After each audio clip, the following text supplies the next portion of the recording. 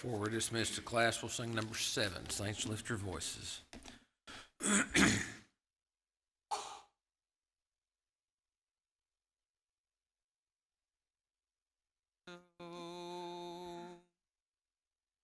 There is none like him, none can compare. No God his equal, no prince his heir. Lift up your eyes and see his great might. Soar like an eagle on wings of flight. Saints, lift your voices, though dark your days. Lift up your spirit, sing out his praise. Upward the calling, brighter the light. Soaring like eagle on wings of flight. Have you not known him? Have you not heard? God is creator of all the earth. Lift up your eyes and see his great might. Soar like an eagle on wings of flight. Saints, lift your voices, though dark your days. Lift up your spirit, sing out his praise.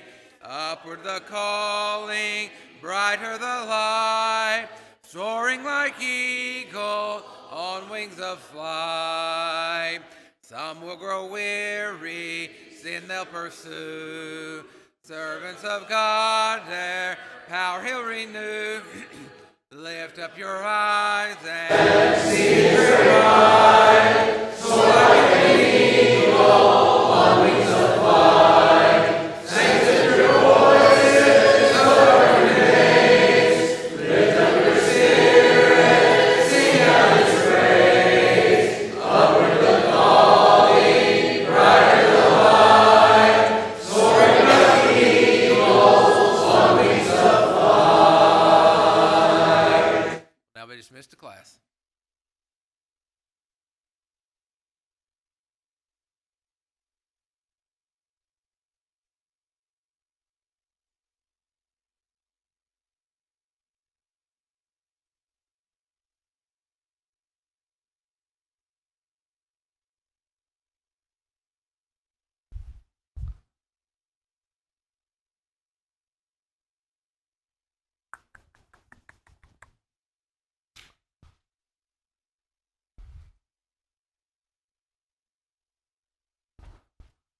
All right, good morning.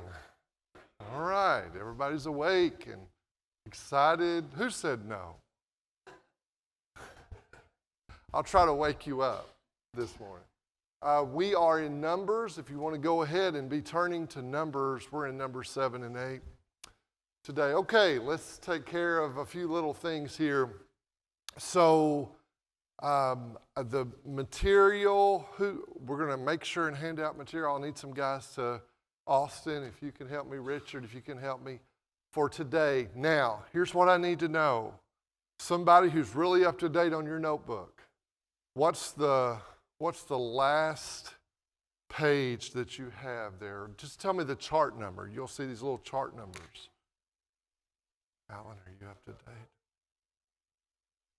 88. Okay, that's what. And Carl Hunt, you're right. So you are. So the previous section, which we have covered, I didn't get those out to you. We covered it. You saw it, but you just don't have it in your notebook. And I'll get that to you next week. Okay, so I'll make sure. And we may be needing more material, but I'll get that filled in for you.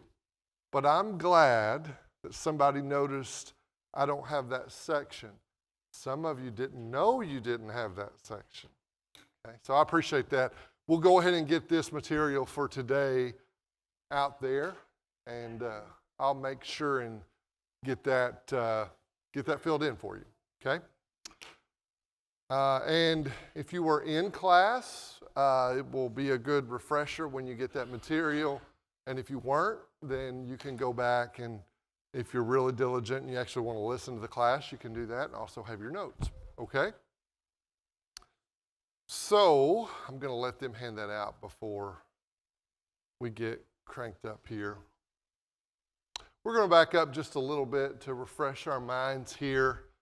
There's that beautiful section at the end of, I believe it's Numbers chapter 6, and I want you to go back there And we'll talk just a little bit about it. And there's a reason for that, because there's some principles that will come out from that prayer of blessing, that priestly prayer of blessing, as we move on into, I think, chapter 8 especially.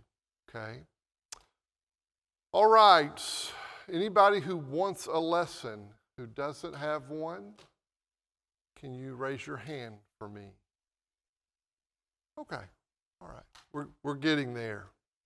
Okay, let's go back, and you'll remember we talked about this several weeks ago, actually, but we noticed at the end of number 6, right after it's kind of an interesting place where you see it as he transitions to this priestly blessing. And of course, this part of Numbers is we have a lot of things about organization, but we've talked about the fact that all of the aspects of the organization of the camp of Israel, as well as, the census that we have in chapter 1, we'll get another one in chapter 26. All those things have a spiritual meaning. So it's very important as you read through any of these books from the Pentateuch. When you get into some very detailed sections and you're tempted to kind of check out on it, something that's helped me as I look at those things is to say, okay, why is that here? And I know I keep saying that, but I think it'll be profitable to you. Why is it here? What's the function of this in the text? So again, when we looked at the census in chapter 1, what's the function of that in the text? Why is that there spiritually? What do we know from that? That first census, what's going on? Preparations for conquering the land. Okay, so you have preparation for conquering the land. It was a common thing for other nations to do. Of course, God knew who his soldiers were going to be, who his army was going to be, but that let them know where they were and the strength they would have through God's grace. Also, how many men would be engaged in warfare. There'll be some other countings, like the Levites aren't in that number, but they will be later. And later on in chapter 26, it's very significant because what we find is this new generation comes on. And often it feels like the new generation tends not to be faithful, but it's the opposite with this. The first generation started out, and we're in that section, but we're about to come out of that a little bit when we get to chapter 10. They were very faithful on the front end. They were following God's pattern. They were obeying his instructions, and then some other attitudes are going to come in, and they're going to become indifferent and complacent and rebellious and complaining and murmuring and all of that. And that's going to lead to their downfall. But there's going to be this other generation. In chapter 26, we get that census. And one of the interesting things is that they're just as powerful and strong when that second generation begins as they were back in chapter 1. So there's some reasons for this, and that'll be helpful. We also get how they were going to be moving the tabernacle. So we know they're going to be moving because otherwise the organization wouldn't be as it is. And there's something else that's very important, and that's the worship. And we've talked a lot about that, but that'll be something that's important because there is this real tendency for people, especially today, even among some of our brethren, to have an attitude, I think, that almost sees, here's my relationship with God and my worship to God. It's important, but not quite as important. Well, that's a wrong notion entirely because our worship is an expression of our relationship with God. And what you see both in the Old and the New Testament is that it is a centerpiece of the community of God's people. So God's grace and God's mercy and God's glory, we're going to see it again today in chapter 8. It was important for them, and worship is not less important for us. Even corporate assembled worship is not less important today. Now there's some changing from a physical aspect to some degree to more spiritually inclined, but even then there are spiritual principles involved. Okay, so as you move through, just remember when you see tabernacle, you think priesthood, you think the organization of that, those are all important. Now, right before this priestly blessing, you'll notice, you'll remember in chapter 5, there's discussion about defilement. There's that whole adultery test section. There was the law of the Nazarites. We talked in detail about that. And coming out of that, now look at verse 8 of chapter 6, all the days, talking about the Nazarite of his separation, he is holy to the Lord. Verse 14, he shall present his offering to the Lord. So this idea of holiness, this idea of sanctification, that's something we continue to see throughout the book of Numbers and how important that is.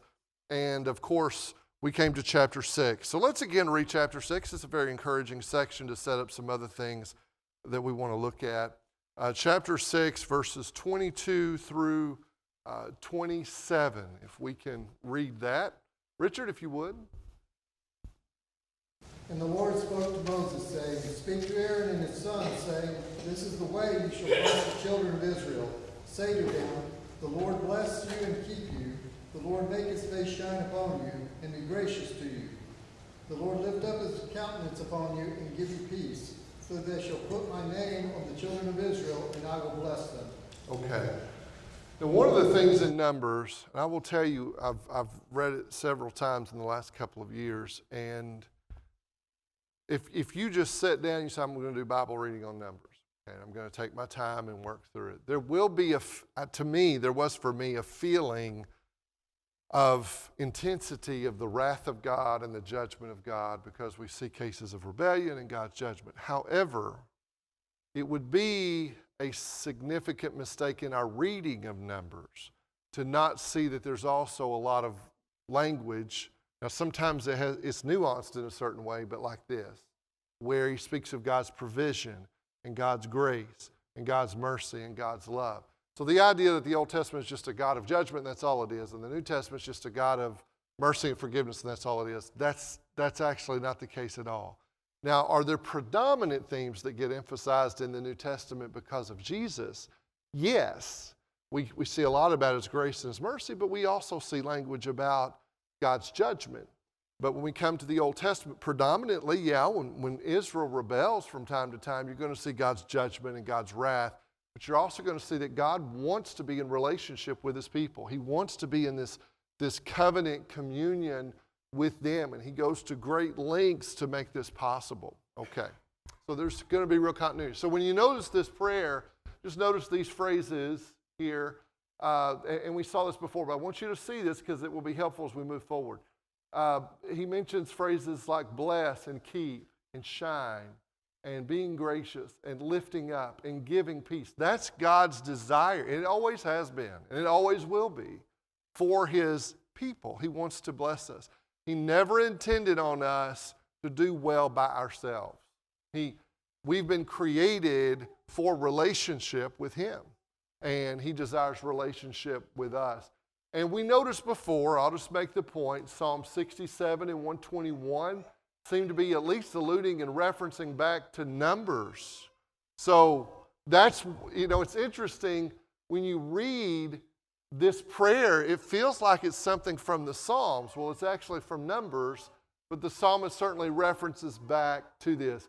He says, makes his face to shine upon you. Again, a vivid metaphor of God's graciousness. Lifts up his face, referring to God's attention to his people and blessings.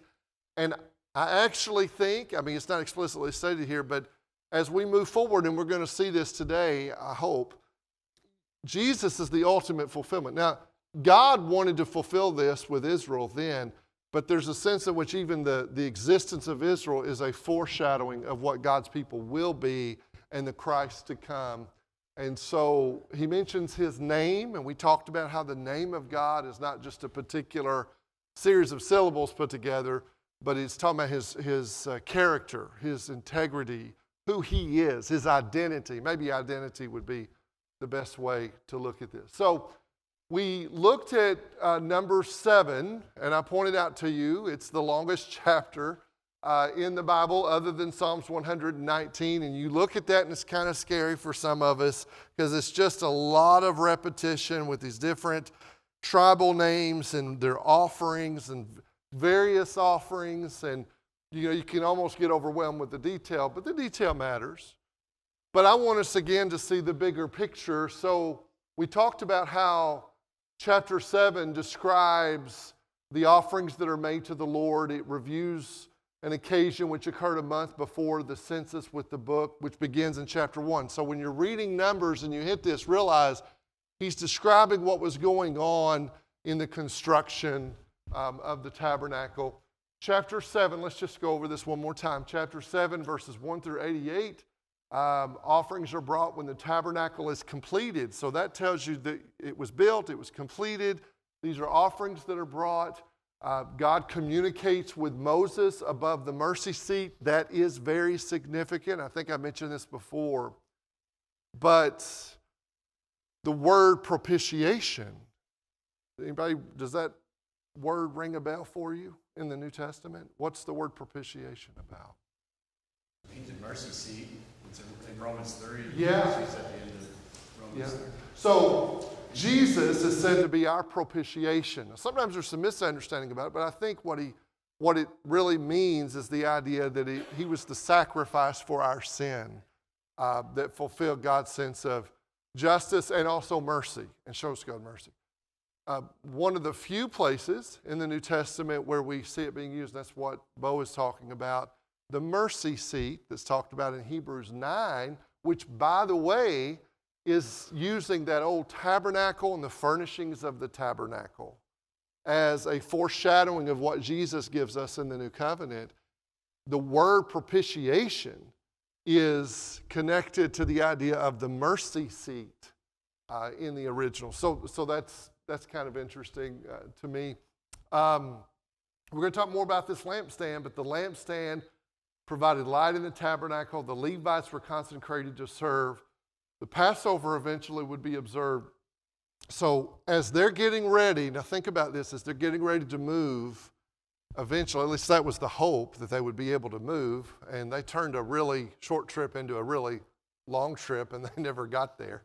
So anybody in the back seat saying, when are we going to get there? Well, it didn't quite happen because of their rebellion for that generation, with a few exceptions. So when you look at all of this, what's he doing? God's presence, God's fellowship, connected to God's worship, and walking with him in a pure way was necessary to have victory. And that's true today. That's true today as much as it was then. Okay, I'm going to skip ahead. We talked about some of that. This will be important as we're moving on in to chapter 8. So their relationship with God is symbolized by the presence of the tabernacle in their midst and by their participation. Participation. Faith and trust in God has always been characterized by participation.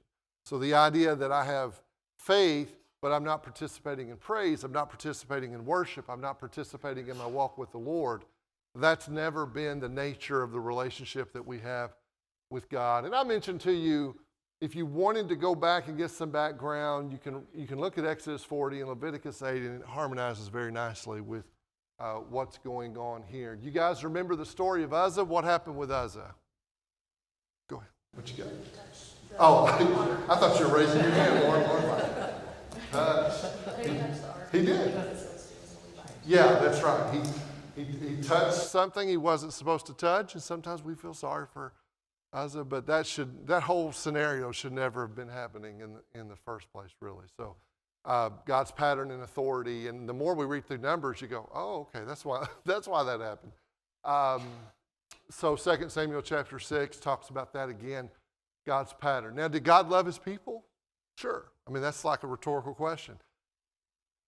But he had a pattern for his people.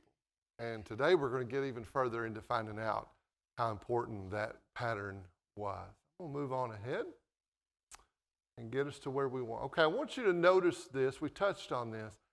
There's kind of these brackets that I want you to see. So let's look here as we look at Numbers.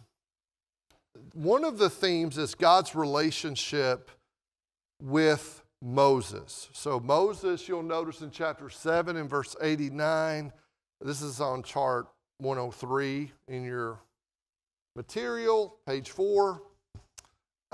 When you look at what's going on here, you have Moses entering the tabernacle, and notice verse 89. It says in chapter 7 and verse 89, Now when Moses went into the tent of meeting to speak with him, he heard the voice speaking to him from above the mercy seat that was on the ark of the testimony, from between the two cherubim.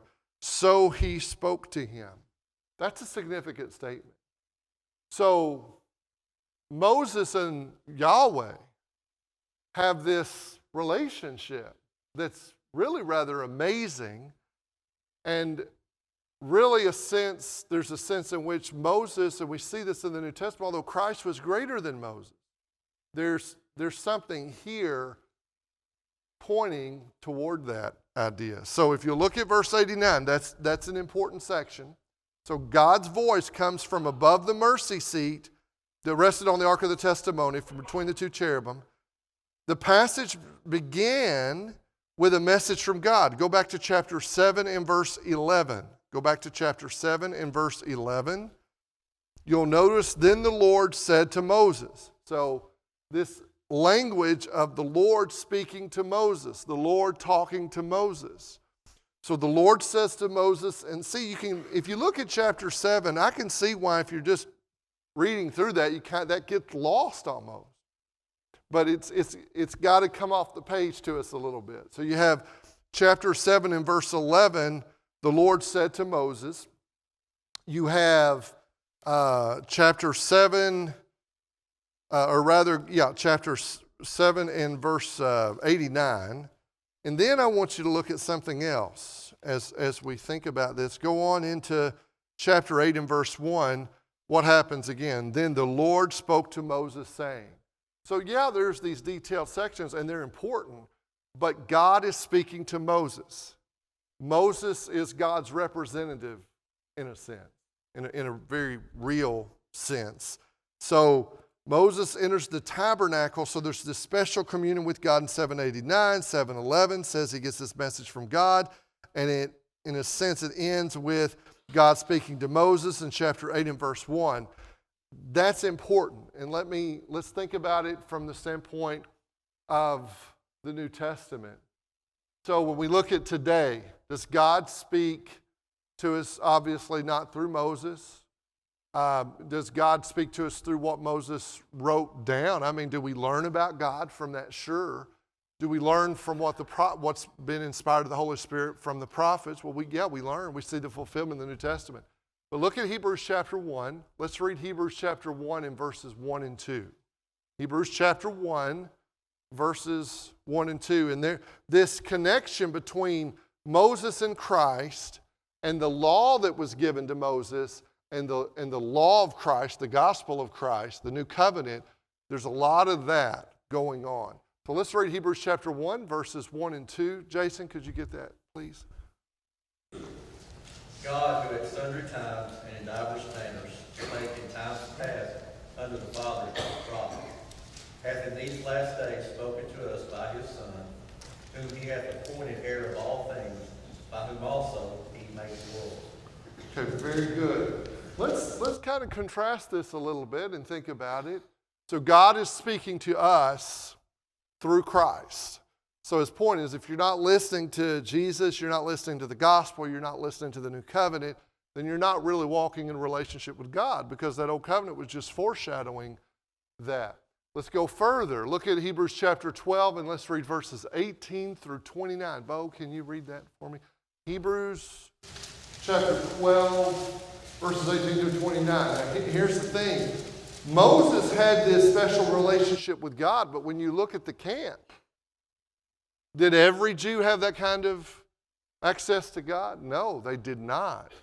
But under the new covenant, we all do have access to God, which we kind of take that for granted, but that's really a rather astonishing thing that this, and we've seen it already in Numbers, this holy, this infinite, majestic, glorious God, that we have this kind of access to him. And Hebrews talks a lot about it. But let's read Hebrews chapter 12, verses 18 through 29. Not come to the mountain that may be touched and that burned with fire, and to blackness and darkness and tempest, and the sound of a trumpet and the voice of words, so that those who heard it begged, and the word should not be spoken to them any more. For they could not endure what was commanded. And if so much as a beast touches the mountain, it shall be sown or shot with an arrow. And so terrifying was the sight that Moses said, I am exceedingly afraid and trembling. But you have come to Mount Zion, and to the city of the living God, the heavenly Jerusalem, to an innumerable company of angels, to the general assembly and church of the firstborn who are registered in heaven, to God the judge of all, to the spirits of just men made perfect, to Jesus the mediator of the new covenant, and to the blood of sprinkling that speaks better things than that of Abel. See that you do not refuse him who speaks, for if they did not escape who refused him who spoke on earth, much more shall we not escape if we turn away from him who speaks from heaven.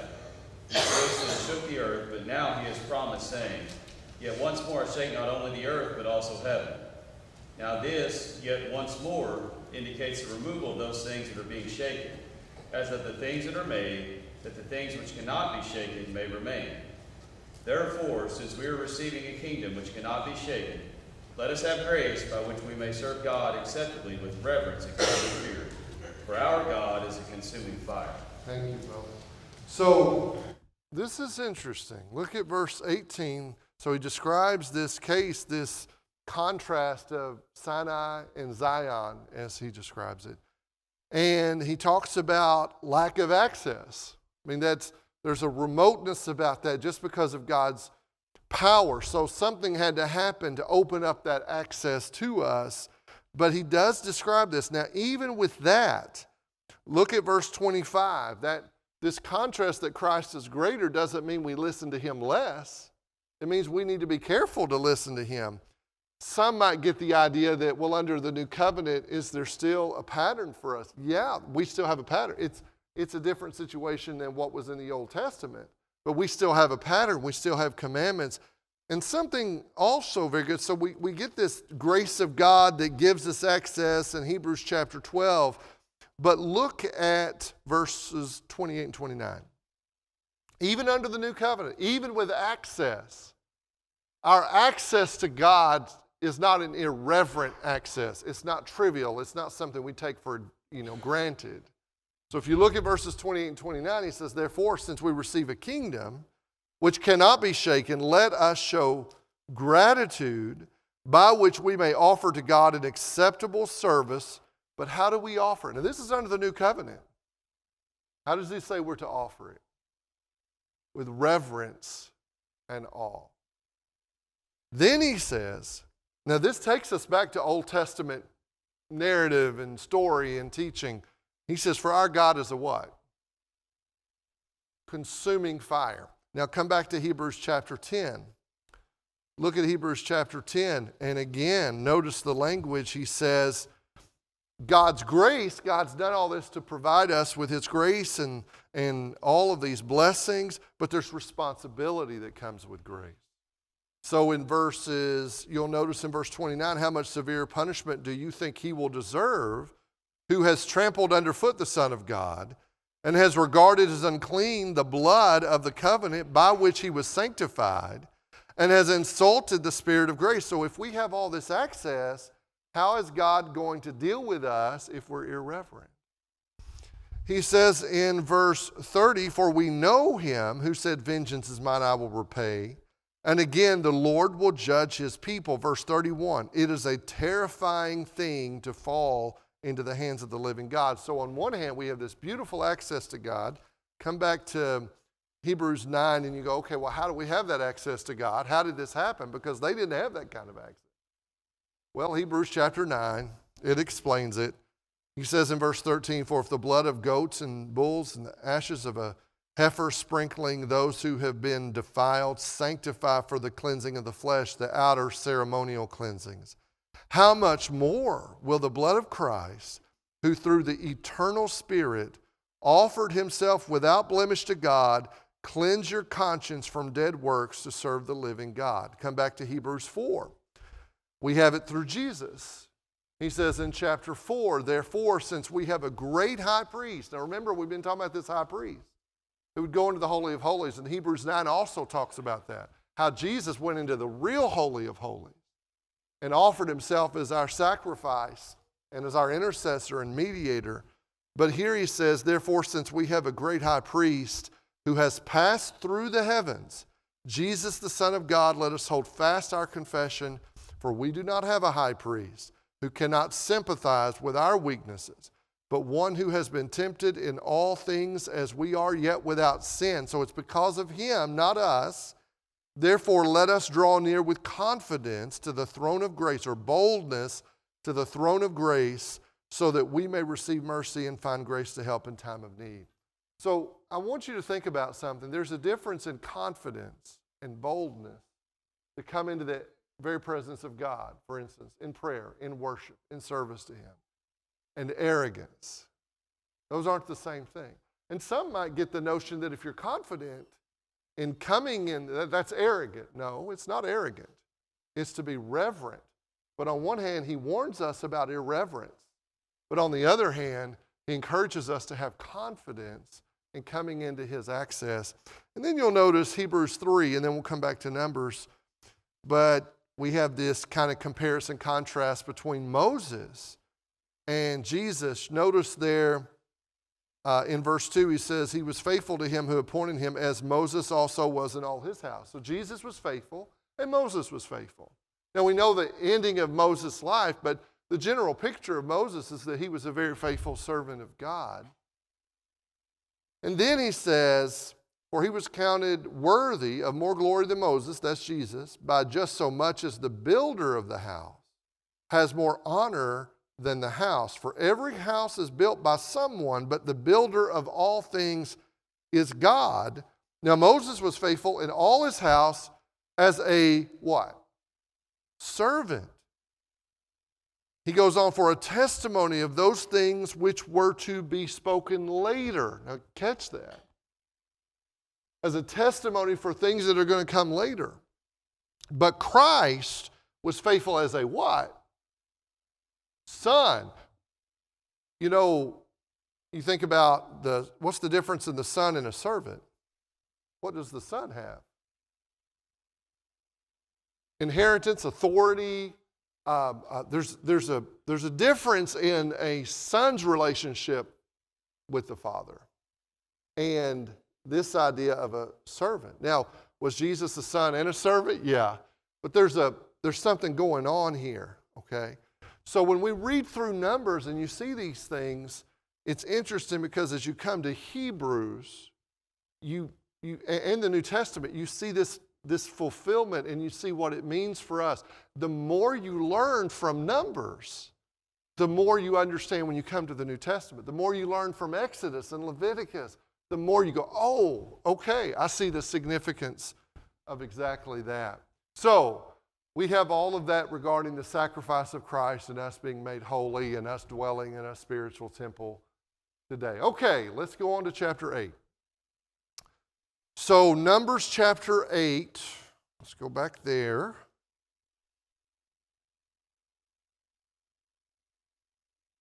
So we're not going to probably cover all of Numbers 8 today, but I want us really to focus on this first section. Now we later will get to the cleansing of the Levites, and that'll be important too. But I want to look at these first few verses, especially these first 4 verses about these 7 lamps. So let's read chapter 8, verses 1 through 4. Betsy, do you mind doing that? Chapter 8, verses 1 through 4? Yes. Now the Lord spoke to Moses, saying, Speak to Aaron and say to him, When you set up the lamps, the 7 lamps shall give light in front of the lampstand. And Aaron did so. He set up his lamps in front of the lampstand, as the Lord commanded Moses. And this was the workmanship of the lampstand, hammered work of gold. From its base to its flowers, it was hammered work, according to the pattern that the Lord had shown Moses. So he made the lampstand. Very good. So I know we've talked about this, but I want us to keep this in mind. You notice, and we saw this a lot early on in Numbers, but you see it again here. So God told him to do it in this particular way. You look at chapter 8. So he spoke to Aaron, and you think of priests here with Aaron, the Levitical order. And he says, when you mount the lamps, the 7 lamps will give light to the front of the lampstand. We'll come back to that. And notice verse 3. What did he said? He did it just as what? The Lord had commanded. So command, pattern, purpose. God never gives a command that there's no purpose to. God never offers a pattern when there's not a purpose. So if I become rebellious against his command and purpose, what does that say about me? Now then, sometimes people act like God's pattern is for no good reason. He just, he just chooses this. Or that he just decided he doesn't have any pattern at all. But that's not what we see in text of Scripture. Now let's go on. He says, just as the Lord had commanded Moses. So Aaron's carrying out the command of God just as Moses had been carrying out the command of God. Verse 4, now this was the workmanship of the lampstand, hammered work of gold, very precious, very valuable. From its base to its flowers, it was hammered work according, now here we have pattern, according to the pattern which the Lord had shown Moses, so he made the lampstand. So we've talked about this, but I want to say it again. There is the issue of just obeying God. Okay, and that's usually the point we say, look at the pattern, look at the command, we need to obey God, and that's right. That's all true. But again in Hebrews chapter 8, when it talks about the fact that Moses followed the pattern, it goes on to tell us in Hebrews 8 and Hebrews 9 that the tabernacle was to reflect what? What was it to reflect or resemble or point us toward? Think for a minute. Heaven. Now, the only one that knows how to do that is God. And so, had he not followed God's pattern, this big spiritual purpose of it foreshadowing these wonderful spiritual realities would not have happened. And so I don't know that they understood all of that. I think they basically understood this is the pattern and command and there's consequences for not following God. But what I'm saying is there's these spiritual realities that don't get resembled and people aren't seeing that foreshadow as things develop if they don't follow God's pattern. This is no exception. And we're going to see why. So kind of similar to chapter 6, we have two subjects that are being discussed in this chapter. In chapter 8, you have the setting up of the lampstand and then the dedication of the Levites all the way from verse 5 to verse 26. Both subjects, I want you to think about this, both subjects relate to the tabernacle, both in physical light, but not only physical light, also spiritual light, even for them. I mean, even if we don't say, okay, we're looking at the new covenant, I'm talking about the old covenant. For Israel, this tabernacle should be constantly driving home a number of principles to them about who God is and who they are. So both subjects relate to physical and spiritual light. If you look at the position of the individual lights on the lampstand, they were necessary to follow the instructions of the Lord. We can read about that in Exodus chapter 25. And God requires something else. I know it's up there on the slide, but how long were they supposed to burn? Yeah, continually. That's significant. So it wasn't like they burned 3 hours of the day. There was vigilance involved in this. They were to burn continually. We'll talk about why that is. They were also arranged so they would provide light for the table of the showbread and the altar of incense. We'll talk about what those represented in just a minute. So this light that's being dispensed continuously is not only something we need to notice what it might represent, but it also is shedding light on the showbread, the golden table and the showbread. And we'll talk about what that would represent today.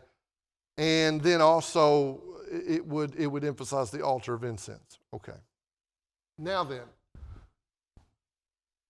So again, as I mentioned, we see God's pattern in reflecting spiritual realities only He knew. You have the combination of the daily lighting of the lampstand associated with the burning of incense plus the bread constantly on the table, impressing the fact, and this is so right there, sometimes you don't see it. If the lights are on, either your home or you want the guys on the outside to think you're home. Okay. The light represents God. It represents His truth. It represents His provisions for His people. It represents His presence. Okay. Now, this is a metaphor we see a lot in the Old Testament, and we certainly see it in the New Testament. And who is, in the New Testament, the ultimate expression of God's presence? Jesus. Thus, He's described as being what? The light and the life of the world. Okay. So when it's not just, oh, this is physical and that is spiritual. This has a spiritual context to it for them, and we also have it for us. So it should impress us with that. So you look at the lampstand, it's made of gold, it was tree-like, with a main trunk, it had 6 branches, it was flowering, you saw that from the reading, blossoms on both the trunk and the branches. Exodus is very clear about how that was to be done, and why that was to be done becomes obvious. So you have a tabernacle and its furniture demonstrating that God, the reason it burned continuously was God is continuously with His people. God is continually with His people. But not only is He continually with His people, how should they reciprocate that? Faithfulness. Right. He's faithful. So they should be with Him. They should be committed to Him. Now, here's what happens with this generation. Here the tabernacle is. Here's that lesson right there that God's relationship is special, that you are His people, that He's always with you, and He's faithful. And yet when they start complaining and murmuring and rebelling and being complacent, you see the issue. So this passage is rich with symbolism. The focus is on the high priest's role of ensuring that the lampstand cast its light forward. Look at chapter 8, verses 2 and 3 again. Aaron therefore did so, and he mounted its lamps as at the front of the lampstand, just as the Lord commanded Moses. It talks about his workmanship. It's casting light. It's dispensing light. Now stay with this thought. The bread consisted of 12 loaves. So obviously 12 loaves would represent who? God's people. So you have, now it's interesting when you think of bread and God's provisions, God provides, and later on we're going to see this when they start complaining about what God has provided, and we've seen that throughout the pattern of this generation of people, but the bread represents God's people, it represents covenant relationship, but in that is also that God provides. That should have been a constant reminder. So He's constantly with you. He's absolutely faithful. We have the bread. It serves as a sign of His covenant relationship with Israel. You can read about that in Leviticus 24, 7, and 8. Okay, stay with me. So all of these things are lessons for Israel. Worship, even our worship, under the new covenant it should reshape us. Now when someone says, I just don't think worship's important, listen, it's transforming you, it's renewing you, it's causing you to remember and to remind you of who you are and who God is. And the same was true for them. So the tabernacle and its furniture should have demonstrated all of those things. So this is something else in Numbers 8 too. So the Hebrew word for light up in Numbers 8:2 is exactly the same word that the priestly blessing used of God's face shining on His people. That's why I wanted us to start with chapter 6. So same Hebrew word. He says He shines this upon His people, but not only did they have a prayer of blessing, they also had this constantly that should have reminded them in their worship. So God wants to have relationship with them. Everything about Israel's worship, every single thing about Israel's worship was about reminding them of what He had done for them, how they should respond, appreciating His mercy and grace, being thankful and being grateful, and growing in that relationship with God. Now listen, all of these things, all of those details, all of the details of the sacrifices, all that, God's intention wasn't to push people away. God's intention was to pull them to himself in relationship with him. And when we come to the New Testament, we'll stop here, but it is interesting. In the New Covenant, Jesus is the manifestation in John 1 of God's light, of God's life, of God's truth. Okay?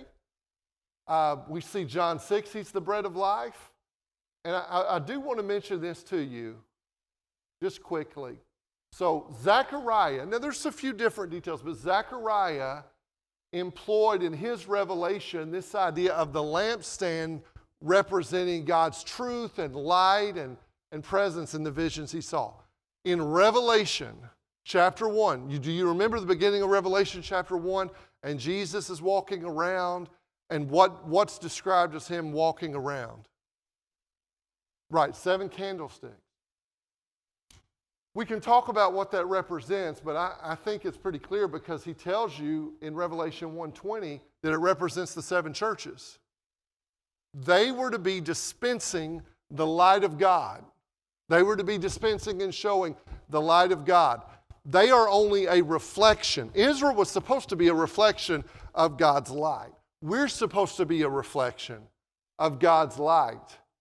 So as priests, we should be devoted. We'll talk more about the Levites and the cleansing of the Levites, but we should be devoted to being servants through which God's light shines. That first generation started out really well and didn't end well, but another generation would go to the promised land.